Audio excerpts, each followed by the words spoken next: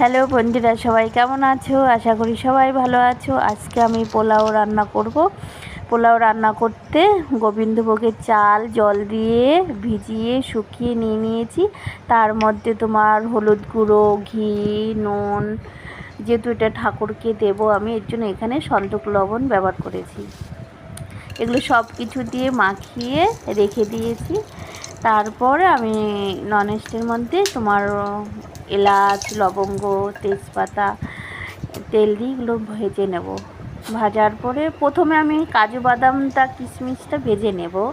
তা আমি ভুলে গেছি, ফোড়ন দেওয়া হয়ে গেছে, এখন আমি ওর মধ্যেই দিয়ে দেবো আর কি। তা ওটা ভাজা হয়ে গেছে। ওটা আর বলো না, আজকে জানো না তো কী হয়েছে।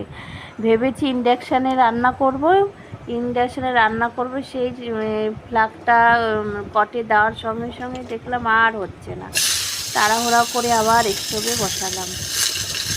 তারপর তোমার এই কাজু বাদাম কিশমিশ এগুলো সব ভাজা হয়ে গেল। তা এটাকে তুলে নেব, না তো বেশি পুড়ে যাবে আর কি, ভাজাটা আর কি লাল লাল বেশি হয়ে যাবে।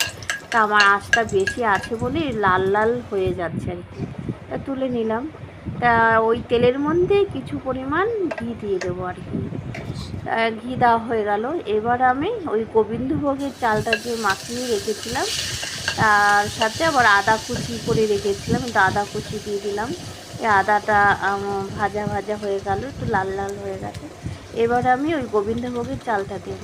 এই চালটা যেহেতু মাখিয়ে রেখেছিলাম আর পড়ছিল না, আবার হাত দিয়ে এটাকে ঝরঝরে করে নিলাম। তারপরে এই যে এখন এটাকে ভালো করে ভেজে নেব। আমার রান্না দেখো কমপ্লিট হয়ে গেছে। ওপরে আমি ওই মশলা যে ভেজে রেখেছিলাম কাজু বাদাম কিশমিশ সব এরকম ওপর দিয়ে ছড়িয়ে দিয়েছি। এখন আমি থালায় সব কিছু সাজিয়ে নেব। এই যে সব বাড়ছি, সাজিয়ে নেব।